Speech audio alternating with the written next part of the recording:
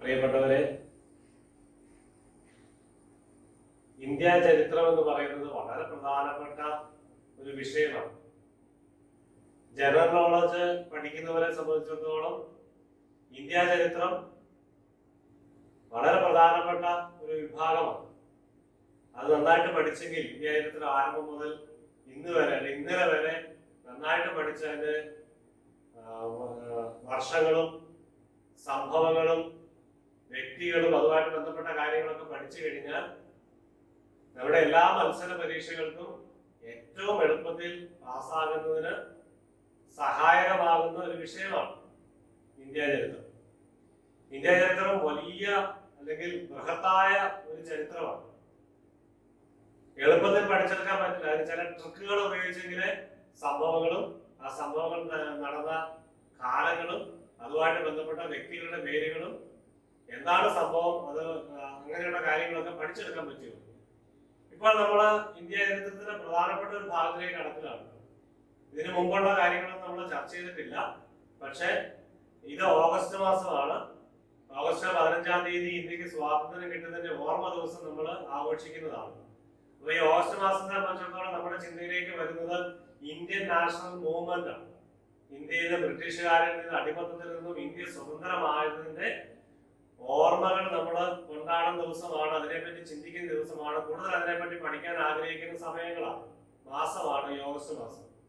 Indian national movement അത്തരത്തിൽ ഈ കാലഘട്ടത്തിൽ നമുക്ക് ചിന്തിക്കുന്നത് നല്ലതാണ്. ഓഗസ്റ്റ് മാസം മാത്രമല്ല, മറ്റ് കാലഘട്ടങ്ങളിലൊക്കെ ചിന്തിക്കുന്നത് നല്ലതാണ്. ഓഗസ്റ്റ് മാസത്തിൽ പ്രത്യേകിച്ച് ഓഗസ്റ്റ് 15-ാം തീയതി ഇന്ത്യക്ക് സ്വാതന്ത്ര്യം കിട്ടും നമുക്കറിയാം. 1947 എല്ലാവർക്കും അറിയാത്ത കാര്യമാണ്. പക്ഷെ അതിലേക്ക് വന്ന കുറെ സമര ചരിത്രമുണ്ട്. ആ സമര ചരിത്രത്തിലെ പ്രധാനപ്പെട്ട കാര്യങ്ങൾ മാത്രമേ നമ്മൾ ഈ ക്ലാസ്സിൽ ഉപയോഗിക്കുന്നുള്ളൂ, ചിന്തിക്കുന്നുള്ളൂ. അതിനെപ്പറ്റി പഠിക്കാൻ ആഗ്രഹിക്കുന്നു. എല്ലാ കാര്യങ്ങളും പഠിച്ചെടുക്കാനായിട്ട് സമയം ഒത്തിരി വേണം. അതുകൊണ്ട് വളരെ പ്രധാനപ്പെട്ട സംഭവങ്ങളിലേക്ക് മാത്രം. ഇന്ത്യ ചരിത്രത്തിൽ ഇന്ത്യൻ നാഷണൽ മൂവ്മെന്റിലേക്ക് വരുമ്പോൾ നമുക്ക് അറിഞ്ഞിരിക്കേണ്ട ഒരു കാര്യം ബ്രിട്ടീഷുകാരുടെ ആഗമനമാണ്. ഇന്ത്യയിൽ ആദ്യം വന്ന വിദേശികൾ അതായത് പ്രത്യേക താല്പര്യത്തോടുകൂടി വാണിജ്യം, പിന്നെ അതിനുശേഷം പൊളിറ്റിക്കൽ മോട്ടീവോടുകൂടി വന്ന വിദേശ വിദേശികൾ എന്ന് പറയുന്നത് പോർച്ചുഗീസുകാർ 1492. അതിനുശേഷം ബ്രിട്ടീഷുകാര്, ഫ്രഞ്ചുകാര്, ഡച്ചുകാര്, അങ്ങനെ പലരും വന്നിട്ടുണ്ടെന്ന് നമുക്കറിയാം. അതിന്റെ ചരിത്രം. അപ്പോൾ ഇന്ത്യൻ നാഷണൽ മൂവ്മെന്റിനെ പറ്റി നമ്മൾ വേഗം ചിന്തിക്കുകയാണ്. പ്രധാനപ്പെട്ട കാര്യങ്ങൾ മാത്രമേ ഇതിനകത്ത് ചർച്ച ചെയ്യുന്നുള്ളൂ. നമ്മുടെ സമയം വളരെ ചുരുക്കിക്കൊണ്ട് നമ്മൾ ഓരോ ക്ലാസ്സും മുന്നോട്ട് കൊണ്ടുപോവുകയാണ്. ചോദ്യങ്ങളും അതിന്റെ ഉത്തരങ്ങളുമായിട്ടാണ്. ചില കാര്യങ്ങൾ മാത്രം എക്സ്പ്ലനേഷൻ നമ്മൾ നടത്തുന്നുണ്ട്. അതുകൊണ്ട് ശ്രദ്ധിക്കുക. ചോദ്യങ്ങളും അതിന്റെ ഉത്തരങ്ങളും അതുകൊണ്ട് നിങ്ങൾക്ക് പഠിക്കാനായിട്ട് കൂടുതൽ എളുപ്പമാണ്. ഇത് കാണാതെ പഠിച്ചു പോകണം എന്നുള്ള കാര്യം ആദ്യമേ തന്നെ ഓർപ്പിക്കുകയാണ്. When did the British start ruling in India? Early 1800 എന്ന് പറയുന്നുണ്ട്. But they had started trade in 1600. East India company establish 1600 East India company സ്ഥാപിതമാകുന്നത്. അതിനുശേഷം വാണിജ്യമായിരുന്നു അവർ ആഗ്രഹമെങ്കിൽ പിന്നീട് രാഷ്ട്രീയപരമായ ലക്ഷ്യത്തോടു കൂടി 1800-കളിലാണ്. 1800-കൾ എന്ന് പറയുമ്പോൾ അതിനകത്ത് ഒരു ചിന്തയ്ക്ക് വെക്കേണ്ട ഒരു കാര്യമുണ്ട്. 1757 പ്ലാസി വിപ്ലവം, അല്ലെങ്കിൽ റോബർട്ട് ക്ലൈവ്, അതായത് മേജർ ജനറൽ ഓഫ് ബംഗാൾ എന്നറിയപ്പെടുന്ന റോബർട്ട് ക്ലൈവിന്റെ കാലഘട്ടം. അതിനുശേഷമാണ് ഈ ഒരു ചിന്ത മാറി ഭരണത്തിലേക്ക് കടന്നു വരുന്നത്. ഇപ്പൊ 1800 ഞാൻ ഇവിടെ എഴുതിയതിന് 1800-ലാണ് കൂടുതൽ ശക്തമാകുന്നത്. പക്ഷെ 18-ാം നൂറ്റാണ്ട് എന്ന് പറയുമ്പോൾ 1700 മുതൽ 1799 വരെയുള്ള കാലഘട്ടം.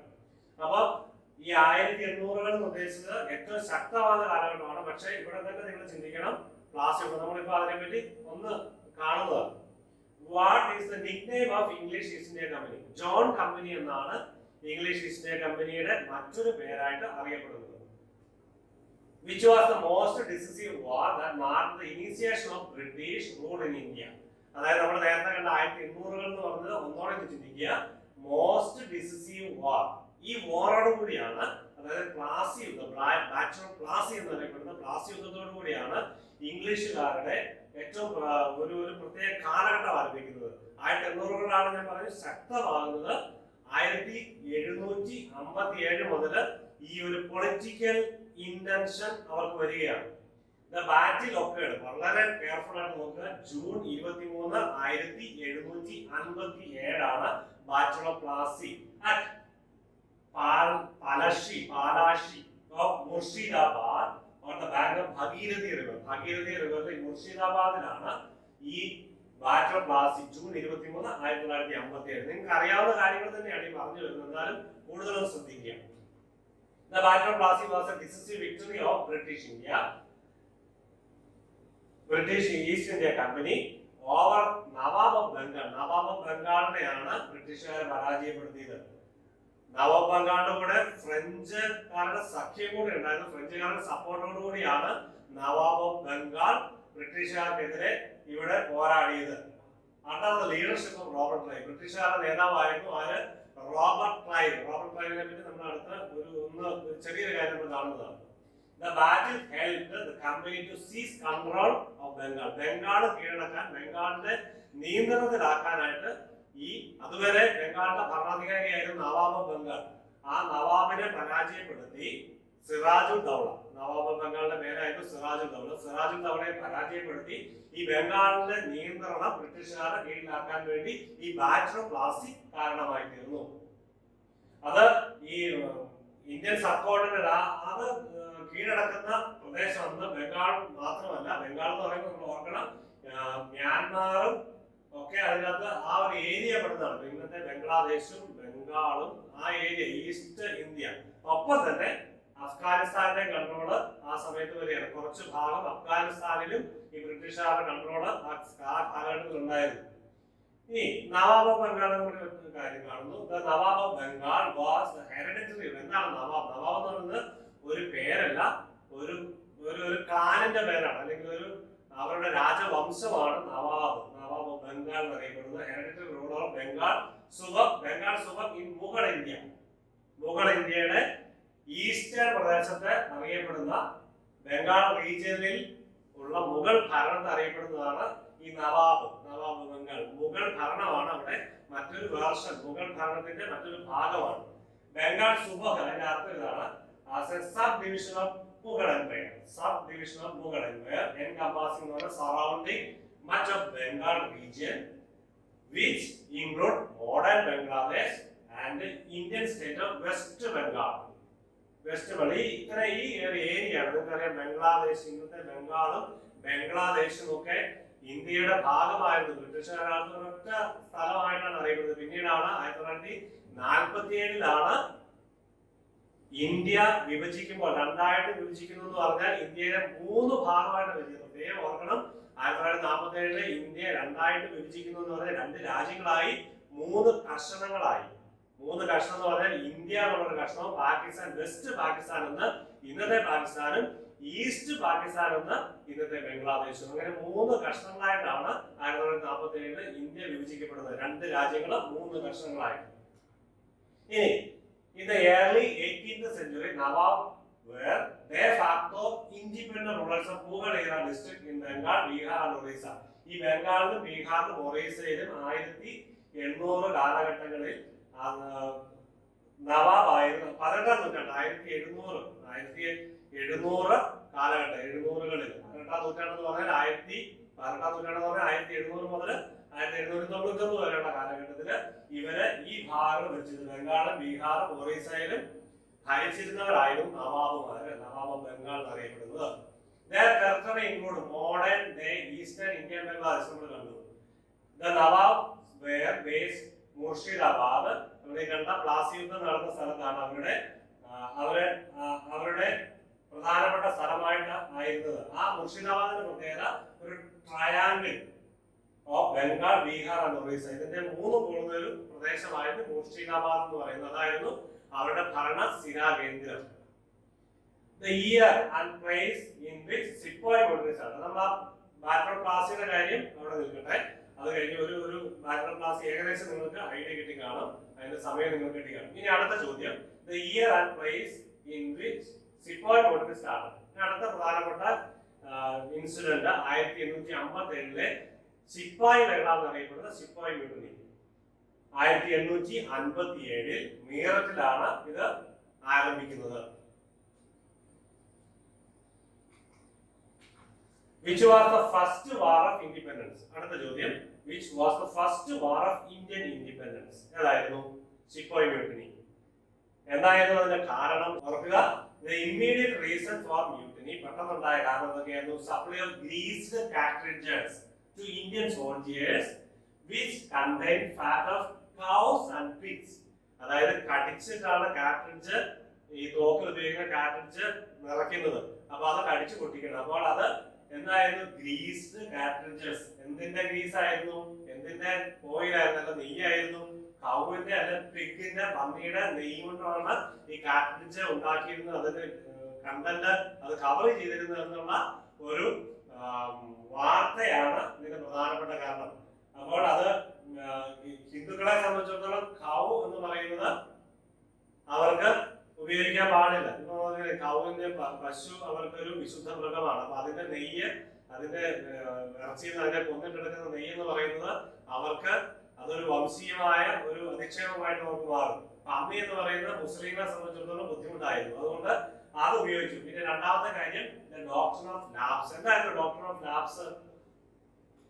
ഡോക്ടർ ഓഫ് ലാബ്സ് ശ്രദ്ധിക്കുക. ഈ രണ്ട് കാരണങ്ങളായിരുന്നു. അതായത് പന്നികളുടെ അല്ലെങ്കിൽ പശുവിന്റെ നെയ്യ് കൊണ്ടാണ് ഈ കാർട്രിഡ്ജ്, പട്ടാളക്കാർ ഉപയോഗിക്കുന്ന കാർട്രിഡ്ജ് ഉണ്ടാക്കിയിരുന്നത്, കവർ ചെയ്തിരുന്നുള്ള കാരണവും ഡോക്ടർ ഓഫ് ലാബ്സ്. അത് രണ്ട് കാരണങ്ങളായിരുന്നു. ഒന്നാം സ്വാതന്ത്ര്യ സമരം എന്നറിയപ്പെടുന്ന ശിപ്പോയി മ്യൂട്ടിനി 1857 വിപ്ലവത്തിന്റെ പെട്ടെന്നുണ്ടായ കാരണം. ഇനി ഡോക്ടർ ഓഫ് ലാബ്സ് എന്ന് പറയുന്നത് അനക്സേഷൻ പോളിസി. അനക്സേഷൻ എന്ന് കൂട്ടിച്ചേർക്കുക. Annexation policy of lord Dalhousie. Dalhousie പ്രഭുവിന്റെ ഒരു അനക്സേഷൻ പോളിസി ആയിരുന്നു. അതായത് 1849 മുതൽ 56 വരെ ഇന്ത്യയിലെ ഗവർണർ ജനറൽ ആയിരുന്ന ലോർഡ് ഡൽഹൌസിയുടെ ഒരു ഭരണ പരിഷ്കാരമായിരുന്നു ഡോക്ടർ ഓഫ് ലാബ്സ്. ഇനി എന്തായിരുന്നു? According to doctrine, any Indian prince is under the suzerainty of British East India കമ്പനിയുടെ അധികാര പരിധിയിലുള്ള ഏത് രാജ്യങ്ങളാണെങ്കിലും അവര് വാസൽ സ്റ്റേറ്റ് എന്ന് പറഞ്ഞാൽ superior state under British subsidiary system, അതിന്റെ കീഴിലുണ്ടായിരുന്ന നാട്ടുരാജ്യങ്ങൾ അത് ബ്രിട്ടീഷ് ഈസ്റ്റ് ഇന്ത്യ കമ്പനിയോട് ചേരും. ഏത് കാരണത്താൽ? ഏതെങ്കിലും കാരണത്താൽ. അതായത് ഐദർ മാനിഫെസ്റ്റ് ഇൻകോമ്പീറ്റന്റ്, അവർ ഇൻകോമ്പീറ്റന്റ് ആണെങ്കിലും, അതായത് ആ രാജാക്കന്മാർ, ഈ നാട്ടുരാജ്യങ്ങളിലെ രാജാക്കന്മാർ, ബ്രിട്ടീഷ് ഭരണാധികാരത്തിന് കീഴിലുള്ള നാട്ടുരാജാക്കന്മാര് അവർ കഴിവ് കുറഞ്ഞവരാണെങ്കിലോ, അല്ലെങ്കിൽ അവര് or died without male heir, ആണുങ്ങൾ പിന്തുടർച്ചക്കാരായിട്ടില്ല എങ്കിലും ഈ രണ്ട് കാരണം കൊണ്ട്, അതായത് ഇൻകോമ്പീറ്റന്റ് ആണെങ്കിലോ അല്ലെങ്കിൽ ആൺകുട്ടികൾ പിന്തുടർച്ചക്കാരായിട്ട് ഇല്ലെങ്കിലോ, ആ സ്റ്റേറ്റ് ബ്രിട്ടീഷ് ഈസ്റ്റ് ഇന്ത്യ കമ്പനിയോട് ചേരും. അതായത് ഡോക്ടർ ഓഫ് ലാബ്സ്. ഈ രണ്ട് കാരണങ്ങളാണ് ഏത് വിപ്ലവത്തിന് വഴിതെളിച്ചത്? 1857 ശിപ്പോയി മ്യൂട്ടിനി അല്ലെങ്കിൽ ശിപ്പായി ലഹള എന്നറിയപ്പെടുന്ന കലാപത്തിന് വഴിതെളിച്ചത്. ഇനി, who was the Governor General of India when the first war of India's independence broke out in 1857? ആരായിരുന്നു ഈ ഫസ്റ്റ് വാർ ഓഫ് ഇൻഡിപെൻഡൻസ് എന്ന പേരിൽ അറിയപ്പെടുന്ന ശിപ്പോയി മ്യൂട്ടിനി പൊട്ടിപ്പുറപ്പെട്ടപ്പോൾ ലോർഡ് കാനിങ് ആയിരുന്നു ഇന്ത്യയിലെ governor general. When did the first war of independence start? May 10, 1857 മീററ്റിൽ വെച്ച്. Who was the first to describe the mutiny of 1857 as the first war of independence? First war of independence എന്ന് അതിനെ വിളിച്ച, ശിപ്പോയി മ്യൂട്ടിനിയെ വിളിച്ച ആദ്യത്തെ വ്യക്തിയായിരുന്നു Vinayak Damodar Savarkar.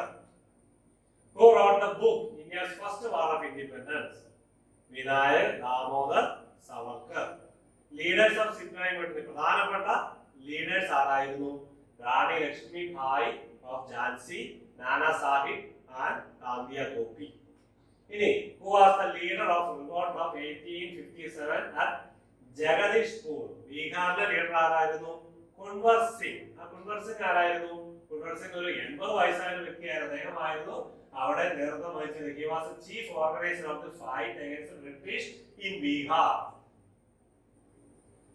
He is popularly known as Veer Kunwar Singh. അങ്ങനെ ഒരു പേര്, പ്രധാനപ്പെട്ട പ്രചാരത്തിലുള്ള പേര് അദ്ദേഹത്തിന്റെ. ബീഹാറിൽ ഈ യുദ്ധത്തിന് ഈ വിപ്ലവത്തിന് നേതൃത്വം വഹിച്ച വ്യക്തി. 80 വയസ്സായിരുന്നു ഓർക്കണം കാലഘട്ടത്തിൽ.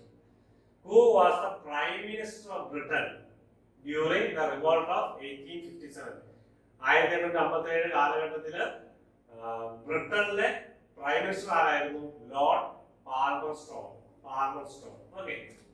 ഇനി who was proclaimed as the Emperor of India during the Great Indian Mutiny of 1857? അന്നത്തെ ഇന്ത്യയുടെ ഭരണാധികാരി എന്നറിയപ്പെട്ടിരുന്ന ആളായിരുന്നു.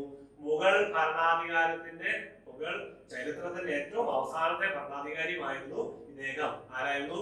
ബഹദൂർ ഷാ സെക്കൻഡ് ഓർ ബഹദൂർ ഷാ സഫർ എന്ന പേരിൽ അറിയപ്പെട്ടിരുന്ന ആള്. ഇനി ഇതാരായിരുന്നു Bahadur Shah Zafar or Bahadur Shah second? The last Mughal emperor. He was the second son of and became successor of his father Akbar II. Akbar സെക്കൻഡിന്റെ രണ്ടാമത്തെ പുത്രനായിരുന്നു ഇദ്ദേഹം. അദ്ദേഹത്തിന്റെ പിൻഗാമിയും ഇദ്ദേഹമായിരുന്നു. അപ്പോൾ his death on 28 September 1837. He was a nominal emperor. ആ കാലഘട്ടത്തിൽ പ്രത്യേകം ഓർക്കണം, മുഗൾ സാമ്രാജ്യത്തിന്റെ എല്ലാ അധികാരവും സടകൊഴിഞ്ഞ് സിംഹം പോലെ ആയിത്തീർന്നു മുഗൾ സാമ്രാജ്യം ഇന്ത്യയിലെ വടക്കേ ഇന്ത്യയിൽ പ്രത്യേകിച്ചും ശക്തമായ ഭരണാധികാരികളായിരുന്നു എന്ന് നിങ്ങൾക്കറിയാം. ഇന്ത്യ ചരിത്രം അറിയാവുന്നവർക്കറിയാം. മുഗൾ ചരിത്രം ആരംഭിക്കുന്നത് എന്നാണ് മുഗൾ സാമ്രാജ്യം ഇന്ത്യയിൽ സ്ഥാപിതമാകുന്നത്? ഒന്നാം പാനിപ്പത്ത് യുദ്ധം 1526-ൽ ബാബർ ആരെ പരാജയപ്പെടുത്തി? ലോധി രാജവംശത്തിലെ അവസാനത്തെ രാജാവായിരുന്ന ഇബ്രാഹിം ലോധിയെ പരാജയപ്പെടുത്തിയാണ് മുഗൾ സാമ്രാജ്യം സ്ഥാപിക്കുന്നത്. 1526. അതിനുശേഷം ഹുമയൂൺ, അക്ബർ, ഷാജഹാൻ, ഔറംഗസേബ് തുടങ്ങി ശക്തരായ ഭരണാധികാരികള് മുഗൾ സാമ്രാജ്യം ഭരിച്ച് ഇന്ത്യ അടക്കി വാണിരുന്നു. 1526 മുതൽ 1857 വരെ ആയിരുന്നു മുഗൾ സാമ്രാജ്യം ഇന്ത്യയിൽ ഉണ്ടായിരുന്നത്. ഈ അവസാന കാലഘട്ടത്തിലായപ്പോഴേക്കും ശക്തി ക്ഷയിച്ച് ഈ രീതിയിൽ ആയിത്തീർന്നു. 1857 എന്ന് പറഞ്ഞാൽ 1757 മുതൽ ബ്രിട്ടീഷുകാരെ ആധിപത്യം സ്ഥാപിച്ചപ്പോൾ ഇവരുടെ ശക്തി വീണ്ടും ക്ഷയിച്ച് വന്നു. 1857 ആകുമ്പോഴേക്കും മുഴുവൻ ഈ മനുഷ്യനെ നാട് കടത്തുകയാണ്. ഫോളോയിങ് ദീസ് ഇൻവോൾവ്മെന്റ്, 1857 വിപ്ലവത്തിൽ ഈ ബഹദൂർ ഷാ സഫറിന്റെ ഇൻവോൾവ്മെന്റ് ആരോപണം ഉന്നയിച്ചുകൊണ്ട് ബ്രിട്ടീഷ് അദ്ദേഹത്തെ നാട് കടത്തിച്ചു. Rangoon in British control Burma.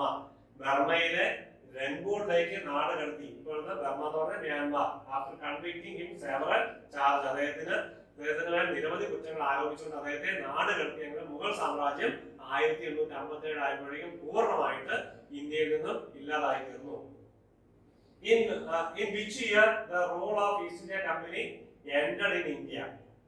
Government of India Act 1858. 1857 ഒന്നാം സ്വാതന്ത്ര്യ സമരത്തോടു കൂടി തന്നെ വലിയൊരു മാറ്റം ഇന്ത്യയിൽ ഉണ്ടാവുകയാണ്. ഈസ്റ്റ് ഇന്ത്യ കമ്പനി 1757 വിപ്ലവത്തിന് ശേഷം ശക്തമായി ഭരണം നടത്തി ഈസ്റ്റ് ഇന്ത്യ കമ്പനിയുടെ ഭരണം 1858 ആയപ്പോഴേക്കും പൂർണ്ണമായിട്ട് അവസാനിച്ചു.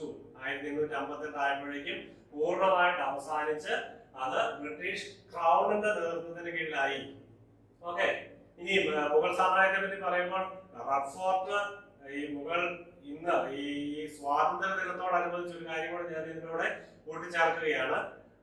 റെഡ് ഫോർട്ടിലാണ് ഇന്ത്യയുടെ സ്വാതന്ത്ര്യ ദിനത്തിൽ പ്രധാനമന്ത്രി പതാക ഉയർത്തുന്നത്. ഏത് ഗേറ്റ് ആണ്? അതിന്റെ മെയിൻ ഗേറ്റിലാണ്. മെയിൻ ഗേറ്റ് എന്ന് അറിയപ്പെടുന്ന പേര് ലാഹോർ ഗേറ്റ് അല്ലെ ലാഹോരി ഗേറ്റ് എന്നാണ് അറിയപ്പെടുന്നത്. നിങ്ങൾ ഓഗസ്റ്റ് 15-ാം തീയതി TV കാണുമ്പോൾ ലാഹോരി ഗേറ്റിൽ വെച്ചാണ് പ്രധാനമന്ത്രി ഇന്ത്യൻ പതാക, ട്രൈകളർ പതാക ഉയർത്തുന്നത്. 1947-ൽ ജവഹർലാൽ നെഹ്റു ആണ് ആദ്യം അവിടെ ഇന്ത്യയുടെ സ്വാതന്ത്ര്യത്തിന്റെ പതാക ഉയർത്തിയതിനു ശേഷം അടുത്ത പ്രധാനമന്ത്രിമാരെല്ലാം ആ സ്വാതന്ത്ര്യ ദിനത്തിൽ ഇന്ത്യൻ പ്രധാനമന്ത്രി അവിടെ പതാക ഉയർത്തി രാജ്യത്തെ അഭിസംബോധന ചെയ്യും.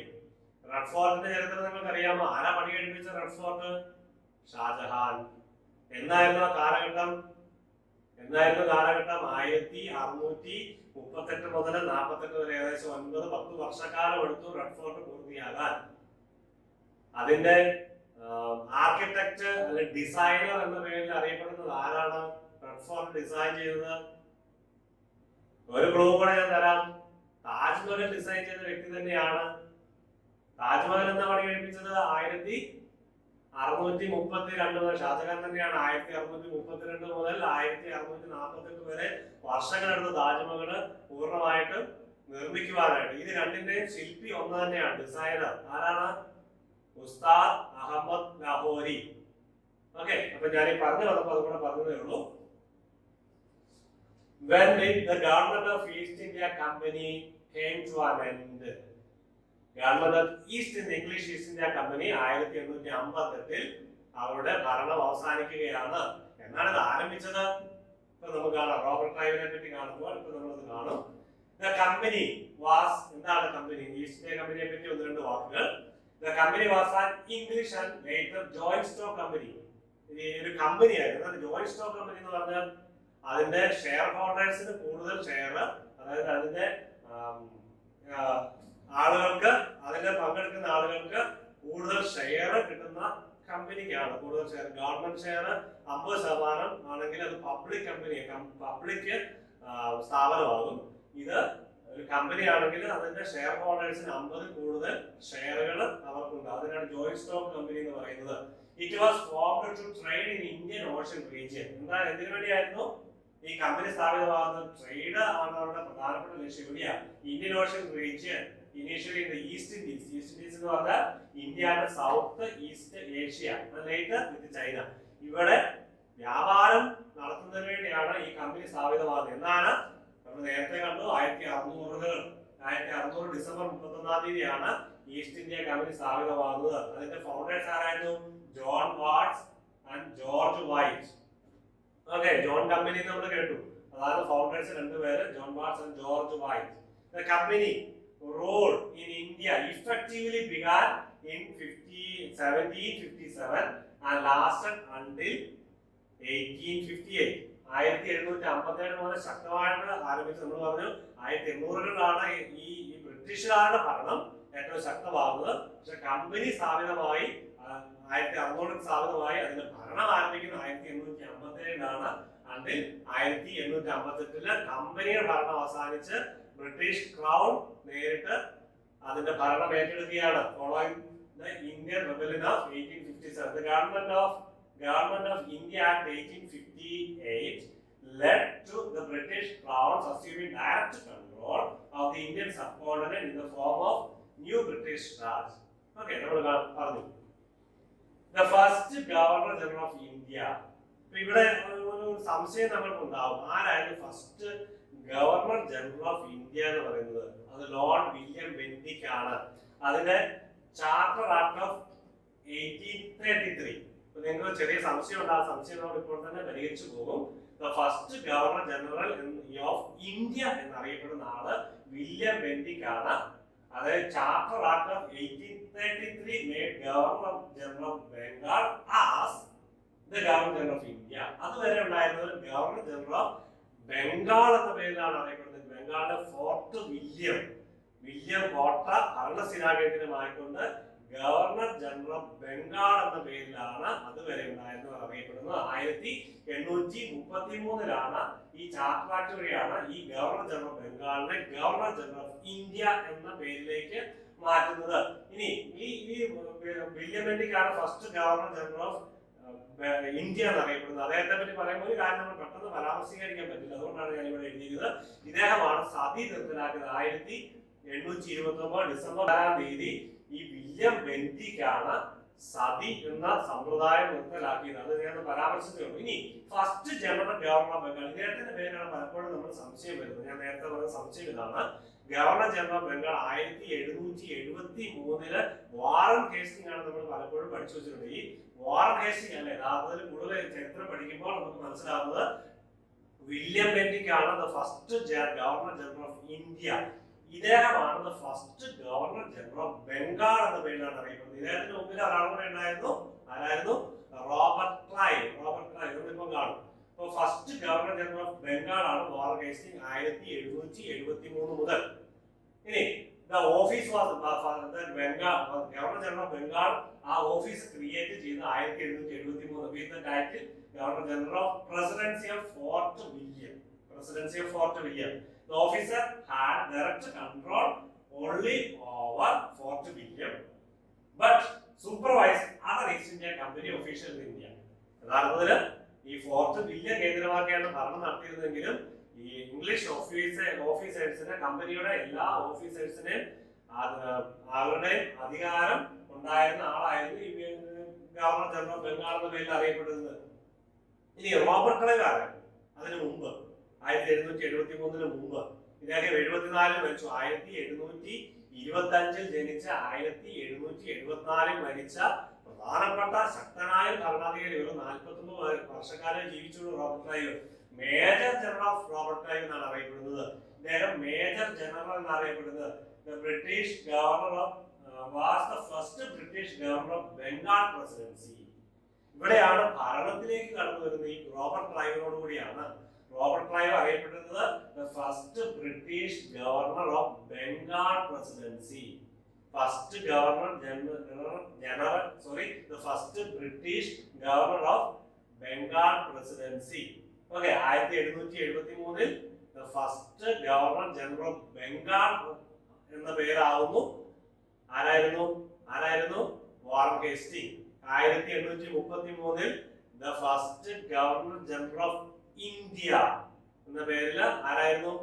Lord William Bentinck. ഇനി ഒന്നോടെ വരുന്നുണ്ട് 1858 അടുത്ത് വരുന്നുണ്ട്. വൈസ്രോയിലേക്ക് മാറുന്നുണ്ട്. നമ്മളിപ്പോ കാണും.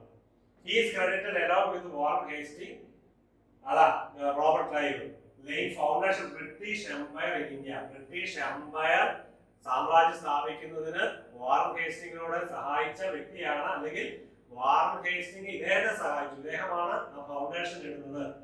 അദ്ദേഹത്തിന്റെ സർവീസ് 1846 മുതൽ 1874 വരെ.